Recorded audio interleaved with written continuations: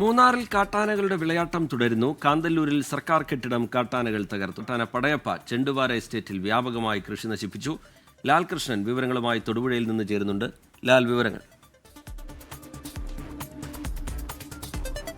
രജിത്ത്, നമ്മളൊരു ജൂൺ പകുതിയോടുകൂടി തുടങ്ങിയതാണ് പടയപ്പ ജനവാസ മേഖലയിൽ വ്യാപകമായി നാശനഷ്ടങ്ങൾ ഉണ്ടാക്കുന്നു എന്നുള്ളത്. സാധാരണഗതിയിൽ മഴക്കാലം ആരംഭിച്ചാൽ കാട് കയറാറുള്ള പടയപ്പ ഇത്തവണ കാട് കയറിയിട്ടില്ല എന്നുള്ളത് തന്നെയാണ് പ്രധാനപ്പെട്ട പ്രശ്നം. ലക്ഷ്മി എസ്റ്റേറ്റ്, ചെണ്ടുവാര, ഇരുട്ടുകാരൻ തുടങ്ങിയ പല മേഖലകളിലും വ്യാപകമായിട്ട് ഇപ്പോഴും ഉണ്ട്. ആനയെ നിരീക്ഷിക്കാൻ വേണ്ടി, അതായത് ഈ പടയപ്പയെ നിരീക്ഷിക്കാൻ വേണ്ടി മാത്രമായിട്ട് ഒരു RRT സംഘം ഉണ്ടെങ്കിൽ പോലും അവർക്കും ആനയെ കാട് കയറ്റാൻ കഴിയുന്നില്ല. പണ്ട് ആനയുടെ ഒരു ലുക്കും സ്റ്റൈലും എല്ലാം വെച്ചിട്ടാണ് പടയപ്പ എന്നൊരു പേര് കൊടുത്തത്. പക്ഷേ ഇപ്പോൾ ഒളിമ്പ്യൻ അന്തോണിയായത്തിലെ പടയപ്പയെ പോലെ രണ്ടെണ്ണം അടിച്ചിട്ടുണ്ടെങ്കിൽ പടയപ്പ ആവുന്ന പോലെ വലിയ രീതിയിലുള്ള നാശനഷ്ടം ഉണ്ടായിക്കൊണ്ടാണ് പടയപ്പ മുമ്പോട്ട് പോയിക്കൊണ്ടിരിക്കുന്നത്. അതായത് നാട്ടുകാർക്കോ തൊഴിലാളികൾക്കോ തോട്ടത്തിലിറങ്ങാൻ പറ്റാത്തൊരവസ്ഥയാണ്. കാന്തല്ലൂർ ഭാഗത്തേക്ക് പോയിട്ടുണ്ടെങ്കിൽ അത് ഒരു കൂട്ടം ആനയാണ്. 3 ആനയുടെ എണ്ണമാണ് ആ ഭാഗത്ത് വ്യാപകമായിട്ട് നാശനഷ്ടം ഉണ്ടായിക്കൊണ്ടിരിക്കുന്നത്. ഇന്നലെ അങ്കമ്പാടിയുടെ ഭാഗത്ത് വന്ന് കുട്ടികളെ പേടിപ്പിക്കാനുള്ള ശ്രമം നടത്തി.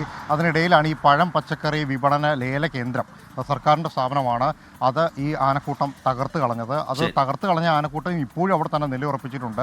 അവിടെ ഒരു RRT സംഘത്തിൻ്റെ സേവനം ഉണ്ട് എന്ന് പറയപ്പെടുന്നുണ്ടെങ്കിലും ആരും അതിനെ കണ്ടിട്ടില്ല. അതുകൊണ്ട് തന്നെ ഈ ആനയെ കാട് കയറ്റാനും ഇതുവരെ സാധിച്ചിട്ടില്ല.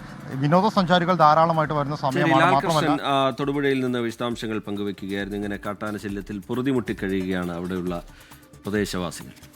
ലോകത്തെവിടെയായാലും ഏത് സമയത്തും 24 വാർത്തകളും ഓഗ്മെന്റഡ് റിയാലിറ്റി പാക്കേജുകളും എക്സ്പ്ലെയിനറുകളും വിശദമായി കാണാൻ ഞങ്ങളുടെ യൂട്യൂബ് ചാനൽ നിങ്ങൾക്ക് സബ്സ്ക്രൈബ് ചെയ്യാം.